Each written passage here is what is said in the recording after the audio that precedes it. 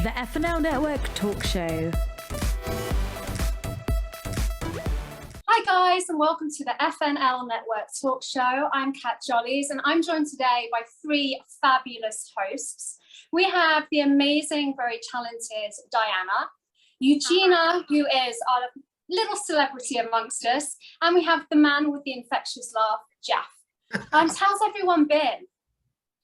Well, hot. Yeah, I think we're all hot with the heat wave in LA. It's ridiculous. But anyway. You guys should go surfing. I just came from surfing. That's why my fashion is a little bit Malibu. After this, I'm going outside and jumping in the swimming pool because it's the only place to be right now. Like, I'm already glowing. So on that note, we're gonna jump straight in because I just think we're all hot and bothered. Okay, so I want to talk ambition because Meghan Markle was talking ambition on the first episode of her podcast. And I haven't listened to it, but she did say that it was a dirty word within the royal family. Now, I know everybody on this panel is ambitious or you wouldn't be here. So I want to know what ambition and your dreams and everything you want to do in life, how important is that to you? Do you let anybody stand in your way? And lastly, when you're stuck in a rut in life and you're you don't know how to progress your career, you just think you're stagnating, how do you motivate yourself to keep going? How do you go about opening doors to the next step up the ladder career-wise? I'm going to go with Eugenia because you are ambitious, you are very successful, and I think I definitely look up to you. So yes, talk ambition. Back at everybody here, I'm sure thank you for the compliment, I'll take it, but back at you guys, you're amazing being the host of the show and appreciate your time. To talk about celebrities, like about Meghan, and I know we were talking like you like celebrities, like I actually am not like a fan 100%, even though I think it's a double sword ambition word, especially for women and people who are more like minorities in the society, because, we're used to like apologize and, just getting swept back because the society kind of treats minorities like that.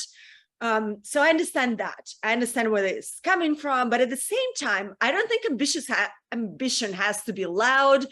I understand royal family maybe is classy, so maybe that's my point of view, but, you not always have to be loud. Maybe it's also British thing. So there's that. Nothing is black and white. I think it's a gray area. And, sometimes we use these words for wrong reasons. But for me personally, like literally, it's so funny. I think I came out of the womb. I was born on December 25. So my mom was like, don't even try, like there's this guy named Jesus. You're never going to celebrate your birthday. Literally was like, okay, no presents, nothing. And I had to climb from there up, like, growing up in Russia, and nobody said like, here's an open door. You were more like slammed with doors, like you can't do anything. You can't, everybody, we grew up in the time when it was like the end of Soviet time, and all of the kids that were in my school, literally like when they were graduating, I remember they were like, what do you want to be? I want to be a lawyer, because there are no laws in Russia at that time. So for some reason, everybody was like, a thing. And I remember I said I want to be an artist, which was a huge rebellious thing because it was not encouraged in our culture. Like, what is art? It was all propaganda, and to be an artist is only, you can be if you're part already of like part of the propaganda.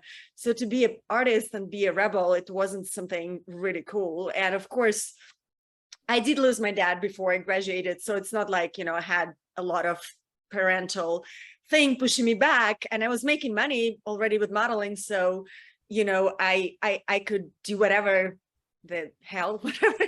I don't know if we can curse on that, but being a rebel, I'd say I can stand up to my ambition and just pursue it. And it was very tough because, I showed up in Paris with no money whatsoever, no B plan, I knew I had to make it through. And I realized very fast that, it's all about work. Like, it's not about pushing others aside, because there's that part of word ambition where you're just so desperate to be the best. And maybe it comes from your ego, and like, you just don't believe that there's enough place for everybody else under the stars, and maybe you're a narcissist. Like I think Meghan Markle is a narcissist, honestly. We can discuss that if you guys want. But you know, I think it's important that your work speaks more than your words. And also, like, now being an acting position, you know, it's so easy to be this maniac narcissist and just, you know, oh yes, like cameras at me, like I'm the most important person, and like I'm ambitious, and there's always the next day like goal to climb to the next thing, because being an artist, what you don't realize when you say you want to be one, you're basically on your own, and you have to prove yourself and your worth every day. And it always goes back to like, oh, that was yesterday, but what do I do today? You know, so you have to be motivated. I like the word motivation more than ambition, I'd say, just because it's more soft, you know, in a way. And I think that's what I want to teach my kids. Like, there's enough place under the sun, you know, harness, like, work on your talents, what makes you unique, what makes you special, and bring something of service to others. And that's what makes me personally happy at the end of the day. Of course, I want to do things and people still say no, like they're like, you can't write a book. And voila, like I wrote a book in pandemic, you know, of like whatever is the next stage of things that you want to materialize. And if they have the right intention, I think they will happen. But you know, in Hollywood, it can be, and royal family, it can be definitely a double sword. So I wonder what you guys think. Well, I think everything you said is very true. I do think it is about hard work. It is about being passionate about, you know, about what you love doing. For example, I love hosting. I'm very passionate about it. And to me, it brings a smile to my face. And hopefully, because I enjoy it so much, it gives me, you know, I don't ever feel like it's work. I want to be here. I want to be doing this. I want to be talking. And it's very easy to work on your craft when you love it. You absolutely, there's nothing better for me.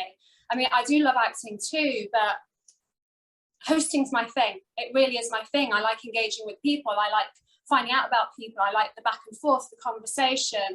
And I think when you're passionate, it's very easy.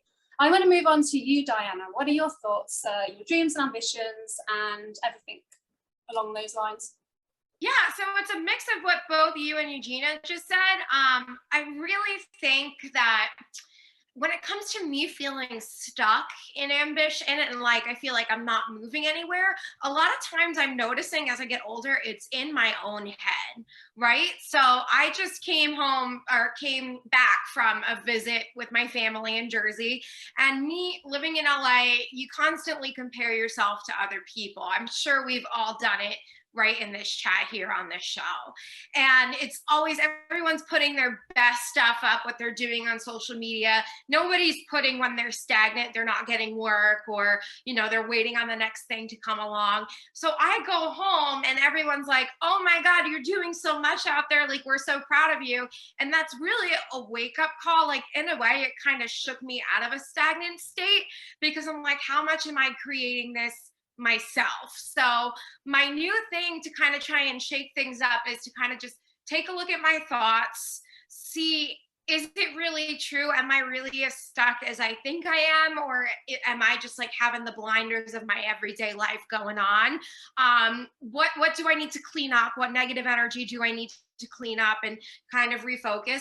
And also, how can I be myself and put that out there? Because I think, as Eugenia mentioned before, there's room for everyone at the table. I love that saying. I am a full supporter of that. And I think as long as you're yourself, the opportunities, even if it's stagnant one day, it's just going to keep coming, because somebody's always looking for what you have to bring to the table. There's a lid for every pot out there, right? So as long as you keep showing up like yourself, like, the opportunities are going to come. So just being ambitious, I don't think it is a dirty word. I think that if you really pour your heart and have the best intentions into it, because, you know, there's people who do like to sabotage, and then I think that kind of falls out of the definition of ambition, right? I think that gets more into the definition of just being a bad person and sabotaging and kind of knocking down people to get to the way to the top. And, you know, the truth always comes out. those people are gonna they'll have their time under the sun, and then all of a sudden the shade's gonna come down on them. So definitely just being true to yourself, keeping that ambition. Maybe you're holding your own self back and just always having that belief and trust, even when it's hard, even when it's shaky. Because I'm going to be real with you right now. There are some days I wake up and I'm like, I'm not going anywhere. Oh my God, the world's ending. But I want to say a little bit of me has that blind faith that like, no, there's something better on the outside. So part of ambition is really just having that trust in yourself that you can do it. No, I have those days too where I don't feel like I'm going anywhere. I don't feel necessarily good enough. And I have very conservative parents. They were both doctors. And for example, we had an argument this morning because it was like, you would be better to come home and work in Tesco. You don't make enough money. What are you doing that for free? And they, knock you down. And they don't mean to knock you down because they just want the best for you. But you have to like, shut up. This is what I want to do. I'm just normally kind of end the phone conversation. Just say, it's my life, my choice. And you have to put your blinkers onto that because, even those who want the best for you, they can tear at you kind of like a rabid dog and try and not necessarily bring you down, but they do bring you down because they want better for you. Like suck the wind out of your sail. Yes, that exactly. So I totally get that. I really do. Moving on to you, Jeff. Yeah, so I think with me, ambitious is important to me because it's my driving force. When I write my vision and I'm trying to achieve the things that I'm trying to achieve, I think you have to have ambition in order for you to move. If you don't have that, you're going to be stagnant. It's your driving force to get to the goals that you're trying to achieve. And you're going to have setbacks and you're going to have rejection, but that's a build up to make you strong. So, when I thought about it and I heard y'all speak, all of it works together. But sometimes when you have wealth, ambitious is not so important because it's easily achievable for you. You have it. But when you don't have it, you're trying to achieve those things. Those are the driving forces that allow you to, set yourself up for greatness or set you up for that wealthy place. So those are the things that I have to have that in order for me to continue doing what I do and run my shop, design, because I could be in a woe is me state and not have that wake up where I want to move forward. I have to build my own stuff up in my mind. I have to speak life over myself in order for me to achieve those things. So to me personally, yeah, ambition is something that I feel like you need in order for you to continue moving forward. It's just like running a race and you want to beat somebody. If you're not ambitious to be the person in your mind to say that I'm going to be the one that's going to win, then what's the purpose of running in the race? So I think it's part of that. I totally agree with that. And to me, ambition and my dreams, they're everything to me. They really are. And, some days it is hard. It is hard to be motivating yourself, and it is hard to keep taking the steps forward to build your career. But if you're passionate about something and you really, really genuinely enjoy it, you'll keep going. Because for me, if I went home and I worked in Tesco, I would just find that really depressing. And, it's about passion. It's about love. And I think, there's always going to be energies that do bring you down. And there's also going to be energies that uplift you. Like, I love being on this show because everybody uplifts each other. We actually like talking to each other. And I look forward to Fridays. I really look forward to Fridays because, one, I feel like I'm doing something for my career and I'm with great people and I'm improving myself because I'm practicing my live hosting skills. And there's no better place to do it than when you're in a situation like we are, where we do have a screen between us. And so it's not in the same room. It does make it a little bit harder. And I'm thankful for the opportunity. I really, really am. And, when you do feel stagnant, I think you just have to keep knocking on those doors. Email people, send your reel out, do whatever you can. And the word starving artist is there for a reason. I'm going to say that. And I think anybody who genuinely loves acting, loves hosting, loves modeling, we've all been there where we struggled with bills. And it's pig-headed ignorance. You don't want to fail. You know what you want to do in life. It keeps you going. And for me, my biggest motivator is to show people that doubted me, to show people that think that you should give up, that actually they were wrong, and you keep going to their success. So for me, that is a motivator. Anybody that says you can't do it, you know, like when I started modeling, you're not tall enough. It was because I'm 5'7.5" true height, and Eugenia will know that is short for a high fashion model. And I mean, the industry's changed a bit now, and it is a bit more open to different shapes, sizes, heights. But at the time when I started modeling, it was, oh, the little ones arrived. So it is, anybody who doubts you, just keep being motivated by it to show them that they were wrong. Yeah, you know. Oh, sorry, go ahead. Okay, so I just want to say this. So sometimes when you're ambitious on what you're trying to achieve and you're moving in it, you never know where you're going to wind up or where you're going to be in the room, because that opportunity can present itself at any time. And I just know that for a fact because it's happening with me. I'm just doing the things that I love, and I'm pushing towards doing those things and staying focused on the things that I'm trying to achieve. And it puts me in the room because it's already me motivating myself to do it. It's pushing me in the room to where I'm supposed to be at. I think it's your mindset when you continue pushing yourself in that place of, if you want to be a designer, if you want to be an actor, you want to be a model, if you stay true to that and true to yourself and never let people speak negative and you continue building yourself up, it's destined to happen. But you have to be your own driving force. And that's what I've learned in my life, is that people are not going to get you there. You have to have your own self encouragement. Because everybody's not going to believe in you. Everybody's not going to see the vision. Everybody's not going to see the greatness in you until you start putting yourself out there, and then people start seeing you, you know, repeatedly of what the things that you're doing. And it's like, okay, you really are gifted. So I think it's just, you just keep being ambitious and pushing towards that. It really will set you up for whatever you're trying to achieve. It'll put you in the room. I want to chill. Eugenia. They're ambitious here. Go ahead, Diana. What do you want to say? No, I was just saying I have chills. Like, I feel like I was just in a motivational speaking room.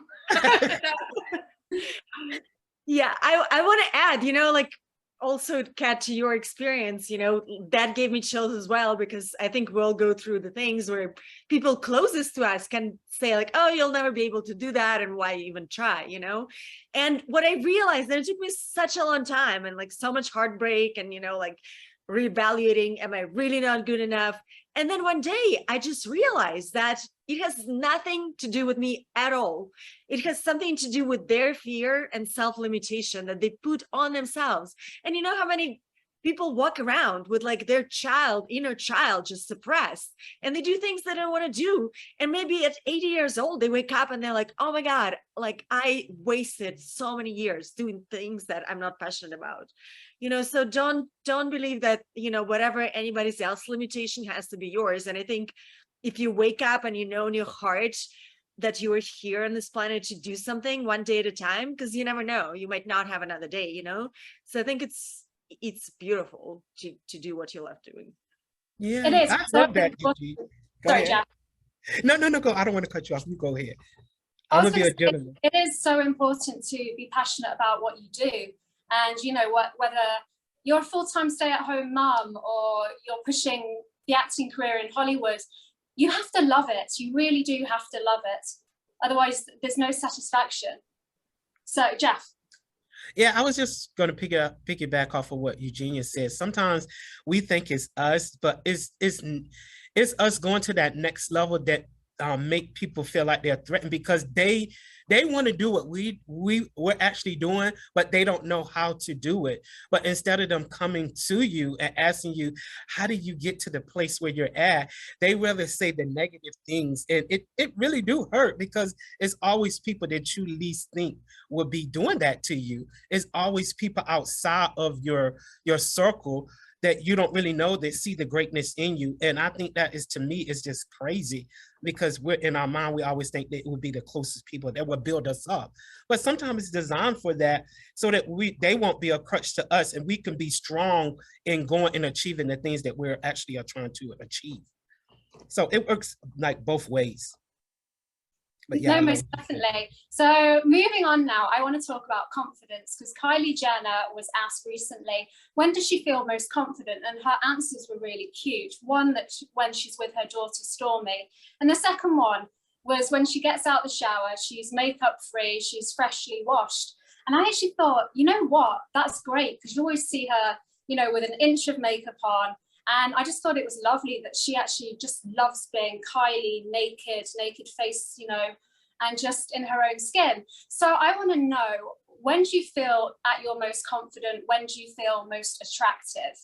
And if you are having a day where you don't feel particularly confident, what do you do to make yourself more confident? And if you can't magic, you know, real confidence, how do you fake it? So I'm going to start off with Diana. Okay, I'm going to be a little cynical and say that Kylie's a little bit full of it with that out of the shower answer. I'm just going to be a naysayer. I do give her credit, though, because obviously she's being mindful of the audience, and we want to give young girls the correct impression. So I do give her credit for that. However, when you're being dressed up in designer gowns, please do not tell me that you feel most confident when you get out of the shower. It's all BS. I feel most confident. I'm gonna say, well, we'll give you like the looks wise of it. Like, I love having my lashes done. I love having my hair done. Like, I'm going to the hair salon tomorrow. I'm gonna feel like booked and ready to go when I walked out of there. But I like right now, like just talking to you guys and like feeling like I can be my true self around you and like tell it like it is, that makes me feel confident. When I am around good people who have good intentions and love to laugh with me, like I feel like a rock star. So to your question about when I don't feel so hot, what do I do to lift myself up and feel confident? Definitely, you know, FaceTime a loved one because I'm across the country from them, or, you know, go out with one of my friends here, or even just sometimes you can't fake it and you got to surrender and you're like, okay, today is we're going to sit in bed and watch a movie. And then if the mood strikes, then we're going to go out and feel better. But kind of just knowing where you're at and taking care of yourself and being with people who lift you up. I think that's the true meaning of confidence.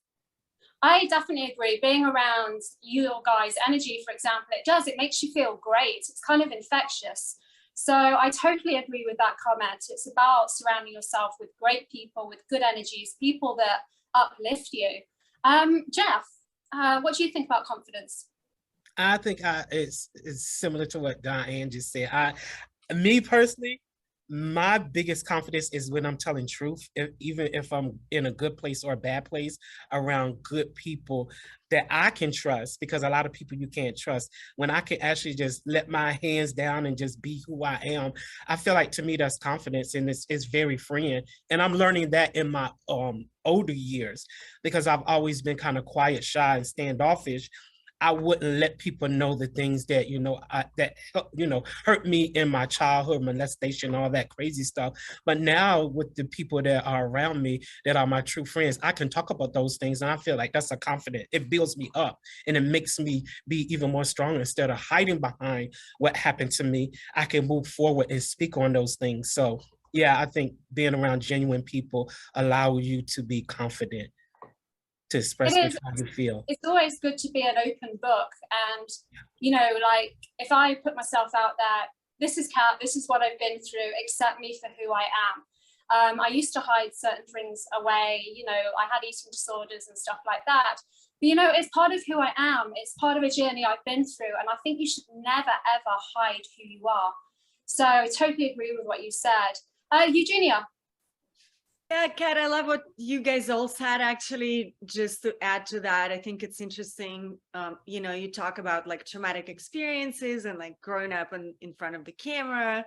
You know, I think it all adds to being like, you know, trying to put a certain armor, you know, when you're so hurt. And like, I can relate because I'm extremely shy, actually. Like, maybe it's not evident here because you guys make it easy to talk, but I have like social anxiety to the point sometimes where I like, you know, have panic attacks. Like, even you think like going to some premieres and speaking out as yourself and not as a character. You know, I had a panel where I had to speak about like what women empowerment in film, and my voice was shaking and I was like, what is happening? Like, you know, I do stand-up comedy, for God's sake. Why can't I speak just like as myself to these people what I think? And I think it comes to vulnerability, you know. I feel most confident when I'm with people who can hold that space, and when you're really felt seen, not for like what you represent or what you can get to people, but just like who you are. When people truly listen and, you know, see you, your soul like going, you know, that deep, I that's when, you know, I can really open up. And it's a process, you know. It's definitely not like some people are extroverts and they just go and they're just naturally confident. Like, if you're an introvert, it's definitely a very different process. So just making a conscious effort to put yourself out there. Like, when I started modeling, I had a disorder as well, eating disorder, and I used to hide in corners at castings, and like my agent was like, well, maybe it's not for you, the modeling thing, because you have to be confident. And it took me a while, you know. And I actually admire Beyonce, because she was in her process saying like she would put this character that she's not, you know. So that's how I started booking modeling jobs. Well, first, if Saint Laurent, he kind of related to the, you know, shy person, but then like going out, like you put this like, you know, acting part. But then once you get that like confidence and you can fake it through something, you know, and somebody else who does it, I think it's very, very important to get to the core actually of honesty and take this armor down, because you can get stuck in that as well. You know how like some actors, they would be one thing in public and completely different in private. I think it is important to integrate those two things. And God bless my kids. It's really hard now, you know, because there's so much out there with social media, and they're judged by their image, and you don't have to be a model to be like in front of the camera, you know. So I think my kids are teenagers and they struggle deeply with that. My dog is here. Yeah, I'm like you. I am a shy person. I do struggle with a low self-esteem naturally, and so I have to do things that I enjoy and do things to build myself up. Like, every single day I get on my spin bike and I pedal for an hour, because it elevates my mood and it makes me feel good. It makes me feel more confident. But when I started modeling too, I was very shy. They actually gave me an image and they shaved my hair all around the sides. And then I had this black mohawk. It was the ugliest thing known to man. It was like horrible. And I had to wear, like, they told me, wear safety pins like through your ears, go to castings, throw your book down, you know, just toss your feet on the table and don't care a F. And it actually really worked for me. And that was, but I was always in a character. And that actually, although I was booking a lot of editorials, booking a lot of work, it was mentally really destructive for me, because before that I had like long blonde hair and I was girly and nails painted. And then suddenly I was made into this character. And every single day I felt like a character, and it was bizarre. And moving on from that, like I said, I was very, very shy. I always felt my best when I was in front of a camera, when someone had done my hair, done my makeup, given me these beautiful outfits to wear. I was kind of like, look at me, let me pose, la la la. And in everyday life, I hate having my picture taken, cannot stand it. I mean, you've all seen that my Instagram has hardly any pictures on there, because I don't like having my picture taken. I don't like being on video unless someone's put me in a situation where I can be like, hello, you know. So It is. Confidence is it's a strange thing, because when I'm in front of a camera, I feel confident. In everyday life, I don't wear makeup. I don't like the feel of it, to be honest. And so I am a Kylie. I do like to feel clean. So I feel great when I've had a shower, probably when my hair's wet, and I just feel totally refreshed. That's probably when I feel my most confident. So it's strange how you change your confidence depending on your situation in life. I mean, doing this show, I come out of my shell and I talk and I talk and I love it and I'm happy and hopefully a little bit flamboyant. But in everyday life, I struggle with social anxiety. I'm not a very good one for going out. I'm not good at meeting groups of people. One-on-one's okay, but I'm kind of like the runaway bride, but the person who runs away from the party, you know what I mean? So confidence is a strange thing. And I think sometimes you do have to fake it. I know when I've been in situations where work-wise, you just felt horrible, there's stuff going on in your life, you just don't want to know, you don't want to get out of bed, you're depressed. And you more or less, well, for me, I became a character. It would be like Kat the model, and for a while, I've already said I've had boob jobs. I did glamour modeling in the UK, so I did a lot in underwear, and I absolutely loved that. I was at my most confident then, rolling around in, you know, bra and knickers, and I had a great time doing it. But again, it was in front of a camera. I was CJ the glamour model, so CJ was my character that I became. And, you know, I think faking it, sometimes you do become a character. So that's my 2 cents worth on that. So does anybody want to add anything else while we're talking about confidence? Oh, moving on then. My friend was on the red carpet for Netflix production. I think it's Always Be My Maybe. And she asked the cast, what makes you give someone a second chance in life? Now, I'm someone who does hold grudges. I want to know if you hold grudges or if you forgive and forget. And what makes you give someone a second chance, and when is enough enough? So I'm going to start with you, Jeff. I forgive. It just depends on the situation, and it depends on the person. I feel like if it's someone very close to you and you love them and they hurt you, it's hard to forgive right then.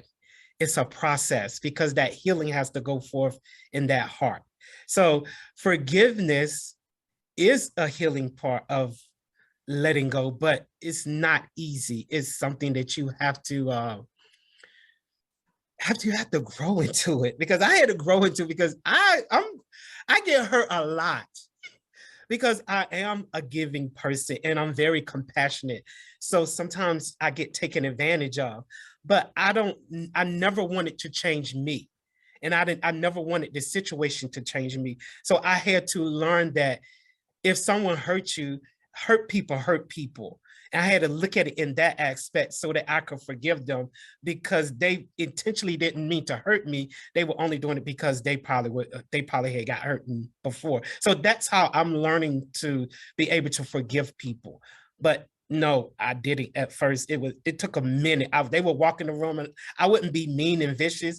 I just didn't want to deal with them. I would shut down. I'll be like, I don't want to deal with them. They said some crazy stuff to me. But I'm learning to do better now, and it sets me free. It makes me be able to, when they walk in the room, I can say, well, how are you doing today? You know? So yeah, I'm learning to forgive quickly than I did back then, because it was easy. Well, that's great. It's hard to forgive people. I mean, like I said, I do hold grudges. So it's something I've tried to change, but I'm trying to be more understanding, put it that way. But I hold grudges. Diana. I feel like I have the opposite problem with Jeff. So for a while, I was a little too forgiving, definitely growing up, like giving second chances way too easily. And now I'm learning to rein it in a little bit. So in order for me to give you a second chance, I feel like we really need to be in a conversation, like a conversation needs to be had, an emotionally regulated conversation, not in the heat of the moment, like make sure both parties are chill and then they come to the table. And if it's a relationship, then both like the work, I hate that expression, the work, but like the work needs to be done on both sides so we could figure out what we need to heal in here before we're good enough to come together as a whole. But I hold grudges. Like, please do not be confused. I am the pettiest girl on the block. Like, I'll tell you a story. I never mean any of this. It's always humorous petty. But like, so this guy, I was like dating this guy last summer and it didn't work out between us. And a couple days later, it was his birthday and it's my friend's friend. And they're like, oh, we're all going out for pool with what's his face. And like, he's shooting pool. And I was at my friend's house, like we're having a girls' day. I was like, I hope that the ball gets stuck in the pocket. And when he goes to reach for the ball, his arm gets stuck in the pocket. And then the fire department has to come and get him out. And then it ends up on the news. Like, of course, I don't really hope that happens. But like, that's where I was at. I was like, you know what? If it feels good to get this petty energy out and I don't mean it, like, do what you gotta do. So the too long didn't read of it all was like, you know, we gotta do the inner work before we come together. Second chances are not like, you know, it's like guac, you need to pay extra for it. But like, if being petty helps you, like, go on with your bad self. It's good. It's good to have a good bitch, I'm gonna say. I love having a good bitch. And I also, you know, if someone's really annoying me or they've done something that to really upset me or they've backstabbed me, oh my God, do I want them dead? I just like, yes, go die, get out of this planet. Oh, you know, I can't be in the same world as you. But yeah, I mean, there's I'm gonna say, oh, this is really horrible, but I wish my sister had died, to be honest. I know that's horrible. It really is horrible, but she's destroyed so many lives. It's untrue. And you just get to a point of genuine hatred.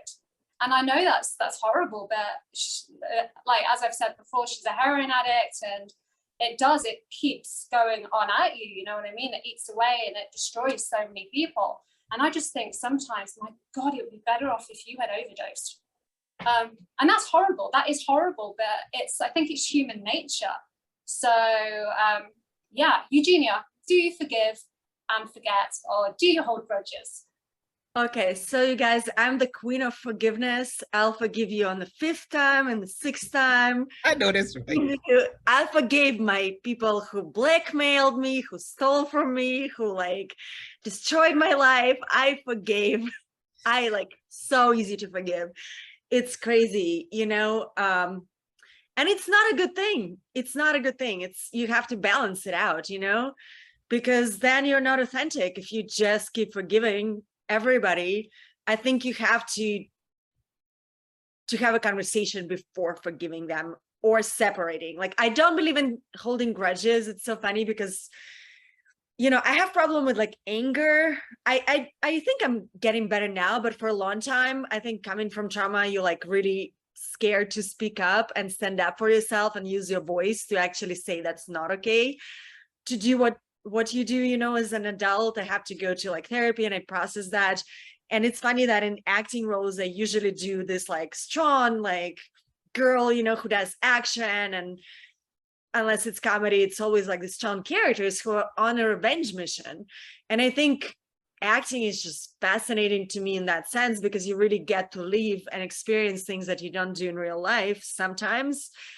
And I realized it's not a good thing to hold grudges. You know, I had this one person who I took under my roof, was my best friend, was trying to help so much because, you know, related to her coming from nowhere. And basically she destroyed my life. She blackmailed us and, you know, did so many terrible, terrible things I can't even say. And I was internally holding it, and I started getting sick, and it took me a while to just, you know, separate myself from her. And that's not kind of a person that you want to like, you know, talk about, like who takes so much advantage. I didn't want to do revenge because that was making me sick as well. And I also believe it's better, there's not enough time in this life, so I'd rather stay with a like light energy and rather try to be around that, you know. but I have just to separate these people and kept them out. The toxic energy is not allowed in my circle, and it was allowed for so long time, but now I have to establish boundaries, and I feel more empowered and authentic when I actually say to people like that, that's not okay. So that's where I'm at. I'm learning that. Go on, Jeff. No, what you said, I'm learning that. Like I don't really address issues. I just don't want to deal with you. So now I address it. Like once everything's settled, and it sets me free. I'm like, you did some crazy stuff that was so not right. And I don't think that I didn't feel comfortable what you did. And once I said it, they was like, oh, even though they weren't genuine, they just knew that I just hit a boundary. It's like, I'm not going to accept that. And I did it in love. And I'm learning to do that more now. And I'm seeing myself happier instead of me letting them walk in the room and don't want to deal with them. Like, I don't want to say nothing. Now I address it and it frees me and frees them to let them know that I can't just do or say or walk over them any old way because they're going to address it. You understand what I'm saying? So I get it. Yeah, I think boundaries, they're so important. And I think, if you forgive and you forgive and you forgive, people, they do take advantage of you. And it is toxic to you. It's toxic to your mental health. It's toxic to your physical health. And I think sometimes if someone keeps wronging you and is actually a negative force on you, get rid. There is a time where you have to say enough is enough. And there's people I have kicked out of my life. I had a period when I was in Cape Town and I did not speak to my family for 3 years. It was great, absolutely great. I needed the break. And, I just needed to be cat. I didn't need drama. I didn't need pulling down in any way. And for 3 years, the odd email and that was it. There was no phone conversations. And, I did find out my grandma had died via email. That's how distant our relationship was for those 3 years. And now, I talk to my parents every day. It's great. But for a while, I just had to, enough, absolutely enough. And it was when my dad picked me up at the airport and I actually lived with them while I was applying for my US visa again. And it was really difficult at first because we hadn't spoken for 3 years. And then there's me at the airport. It was the most awkward hug ever.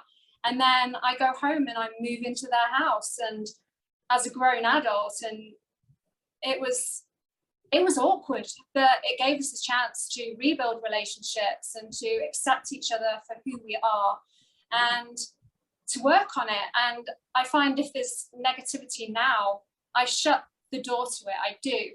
And like I said, I do hold grudges. I had an incident where I was up for visa renewal here and my mum was getting very disabled. And she said to me, what are you going to do when your visa's up? And I said, well, I'm going to apply for renewal. And she turned around and said, it's not just your decision now, Kat. I'm more or less totally disabled and want you to come home and make memories with me. And at the time I was like, absolutely no, F off. And then 24 hours later, I was like, you know what? If this woman's spending the next 10, 15 years in a chair and doesn't have the mobility, but she has her memories, I can go home and I can give her 6 months. So I did. And that was really hard for me because I did resent the fact that I felt my life was being controlled by someone else. And that resentment went on for a long time, but I'm so glad I did it now. And I think boundaries are so important. And there is a time to forgive. There is a time to forget. There is a time to say, back off, absolutely back off. And, I take things with a pinch of salt now. And, for example, this morning's conversation was quite negative. And I was just like, don't rain on my day, and left it with pleasantries and just said, I'm just going to speak to you tomorrow sort of thing. And keep things good because I am argumentative and I will say my piece and I have a waspish tongue and I can have the venom of a snake. So I've had to learn to control it because I too have needed people to forgive me because I've said some horrific things to people when I've been angry. And it's relationships, it's give and take. It really is. So Does anybody else want to add anything while we're talking forgiving, forgetting, grudges? All right. Well, I think for the last question, because the world has been a disaster this year. We have heat waves, we have fires, we have wars, we have lack of oil and everything else because Russia's holding it back. We've got flooding happening in Pakistan, you name it. So I want to make people laugh. So I want a story from you guys. The most embarrassing childhood memory you've got, or the most embarrassing adult memory. Something you did that was stupid. And I'm going to start with Jeff. Okay, so the most embarrassing moment for me was when I was first working in the barbershop. I never forget it. And I truly did not learn the different textures of hair. And I went to cut this young man's hair. His mother said, take only a little bit off. And when I went to cut his hair, I cut all the hair off. And when I cut all the hair off, mind you not, the shop was packed on a Saturday.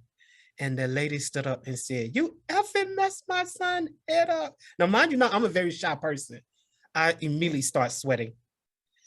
And I was just like, oh my God, what am I gonna do? I was asking the other barber, help me. She was like, I can't help you, I'm busy right now. The lady was going off on me, but it was nothing I can do. I had took all the boy's side of his hair off. It was no hair there. And I was like, once it was over that day, I said, I don't want a barber. I was like, I don't want to do this no more. I'm done. She's like, we all have had that mistake. You'll get over it. I was like, I don't know that. But that to me was the worst experience and embarrassment, to have a whole bunch of people in a shop that they're learning who you are as a barber. It was like, I would never sit in that young man's seat because look what he did to that young boy's hair.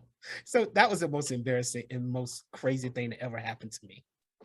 I think we've all had hairdressing disasters. I mean, I had a hairdresser take my hair white blonde. Now, everybody who has met me hairdresser-wise is like, you can't go platinum, your hair will break. Well, this guy was like, I think I can do it. And I wanted to be platinum blonde, so I let him take me platinum. And it was great, he managed it. But when I went to dye the roots in, like 2 months later, snapped. And it snapped like this far from the scalp. And he's like, okay, come back tomorrow. Because obviously I was in tears because my hair just basically needed something doing to it that was going to be super short. So anyway, I go back the next day and he's like, I'm going to try and dye it brown and give you this beautiful pixie cut.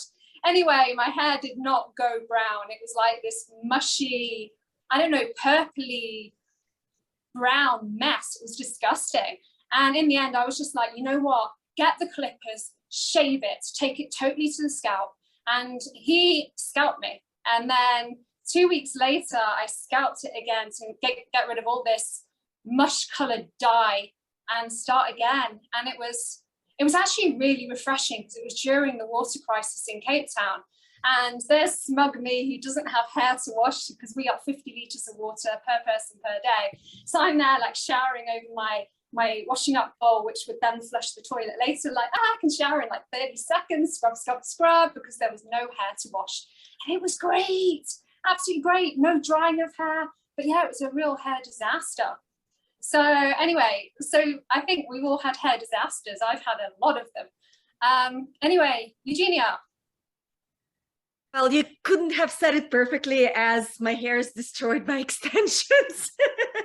You know, talking about that, it's like, but who cares? You know, it's like, first I was crying, and then I talked to some comedians like, well, you know, big disaster, like we're starving artists, like you're talking about your extensions, what kind of problems you have. I mean, I think I had so many embarrassing moments on daily basis that it's really hard to pick one. I had it started with the modeling because you're in front of, people, and I was 13 and they awarded me the beauty award, and I walk out And then they changed their award. So they were going to give it to somebody else. And it was a huge podium. And I had to walk and they're like, no, you're not the one awarded, go back. So that was super embarrassing. Oh, And then, you know, and then I was doing this modeling for a designer, and it was a designer competition. And I was very proud. It was like the dress we made it, the designer made it like last minute. I walked in and out and I found out that he won, right? So there's this huge picture in a national newspaper, and I'm 15, you guys, I'm in school. And I see that one of my like things fell down here. So I was like naked here. oh God. I didn't see it. And there I was in a national newspaper, like half naked. And it won the award. And I was like, oh my God, I don't want to be here. Like, I think I didn't show up to school for like a week. With acting, you guys, since you're in media, you probably can also relate to that. It's so embarrassing when you have the mic on and you're like behind scenes and you maybe don't get along with somebody and you keep talking about it. And it's still on. And you're like, oh, how do I go back on set? Or like you do something super, super creepy. Like, you know, that's always super embarrassing. But I think my personal embarrassing moment was like, I was doing this music video. I was 15 as well. And I never kissed a guy before. And part of the music video was like I had to kiss a guy, like a random guy, and I was like, shoot, how do I fake it? And there was like no Google videos for that, you know. So like looking back now, this video just makes me cringe because like I literally like was terrible in that. So yeah. I had something similar with a modeling job, and I had to kiss a guy for, it was a magazine story. It was like I don't know, Christmas kissing, whatever. And anyway, so this guy is, no joke, he was a tall model, like I think he was like 6'4", and there's little me, and they actually pile up suitcases for me to stand on so I can be the same height as him to kiss him, because I on the shorter side for a fashion model. And so yeah, I had to like clamber on all these suitcases that were wobbling to kiss this absolute stranger for, I think it was like in 19 magazine or something like that. But yeah, that was one of my first modeling jobs, and it was embarrassing. It was embarrassing. I felt very short and very small, and everyone called me the little one anyway. So, but it was just, yeah, standing on all these suitcases. And it reminded me of another one, because I was a fairy on a Christmas tree in another teen magazine. And so they had me doing star jumps on this little trampette. And then they basically, for the actual magazine print that came out, they had a Christmas tree stuck up my jacksie, as they called it. So I was the star jumping foo-foo flower fairy in this blue monstrous thing with a Christmas tree stuck up my jacksie. But yeah, I had forgotten about those, Eugenia. I had totally forgotten about those moments until you just said about yours. So thank you for that. Diana. First of all, I'm laughing how they called you the little one and you're 5'7", because that would make me the microscopic one, because I'm 5 feet. So like, I wish I had that height. Wow, you don't come across as like, you've got such a big personality. Yeah, big personality. That makes me so happy. Yeah, no, I'm a small one, but no, my most embarrassing moment, which in the moment I was little, and when you're little, speaking of confidence, as we did earlier, you had all the confidence in the world. But this is on film, and I look back at it and I cringe. So I maybe have to be 3 or 4, and it was this girl Carissa's birthday, and she had it in this house, and it was, they would dress you up in these ridiculous like 80s, 90s, like sequins, and the bottom had the trains and the crinoline and whatever, and they do your makeup, and then you'd wear gloves and jewelry, and you'd walk and do a fashion show. So this is partially the party person's fault that they didn't realize I was not the birthday girl, but they asked, who's the birthday girl? And I said, me, even though it was Carissa's birthday. It wasn't bad enough. I was obsessed with the Brady Bunch, and I wanted to be Marcia. And they said, oh, what's your name? And I said, Marcia. So my mom's filming the fashion show, and they're like, and now our birthday girl, Marcia. And I like come strutting out, and you hear everyone laughing, and my mom's like, her name's Diana, and she's not girl, and they like cut it and like the lights go up and we have to redo it, and like, oh my God, it's like, I could see how it would be really cute to a bunch of adults, but like, that is so embarrassing. Like, where did little me come up with the audacity? I think that's brilliant. It's like toddlers and tiaras, but the birthday edition. I love that. I mean, I was a shy kid, and we spoke about this last week, but I was the kid that had my head hidden down the sofa and my ass in the air, and it gave me the nickname life. And my dad still loves calling me Katie Bottomley. So yeah, I was the shy kid who hid, and you're the one who's like, look at me, people, hello. So yeah, I love that story. I think it's brilliant, absolutely brilliant. Thank you. Maybe one day I'll find the tape and we can all watch it. Oh, that would be amazing. That would be absolutely amazing. Okay, so my story, I was a specky kid. I had these big, thick glasses. I had a piece of Fablon over my good eye, because like this eye's a lazy eye, and so they were trying to make it work basically. So I had this floral, beautiful piece of Fablon over my glasses, and my eyes were like kind of like magnified to like this size. They were huge. And we'd been out to dinner with some friends in Torquay, and it's like gone midnight, and we're in this beautiful park, and these fountains have got coloured lights. Anyway, kids being kids, we're like walking around the top of the fountain. It's kind of like Macbeth, the three witches, like hubble bubble, toil and trouble. Anyway, so we were laughing and giggling and being stupid, and we were dancing around this fountain like some mad people, and it was great, absolutely great, because I'd never seen a fountain with coloured lights before. And anyway, so my eyesight's terrible, and we're like walking as the train sort of thing, and the front person stops and everybody keeps walking, but I get pushed out and I find myself swimming in this fountain with all the electrical wires.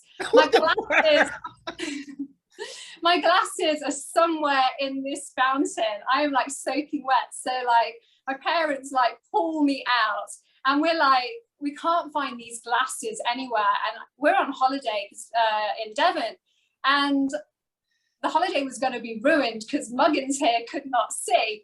And anyway, so we go home to Exmouth, and we drive back to Torquay the next day with little fishing nets. And we arrive the next morning, and someone has put like washing up liquid or some kind of soap in this fountain. And it's basically this fountain now that's like a bubble bath. And we're there fishing it away for my glasses. And it was just like, instead of like fishing for crabs, yeah, we're fishing for glasses.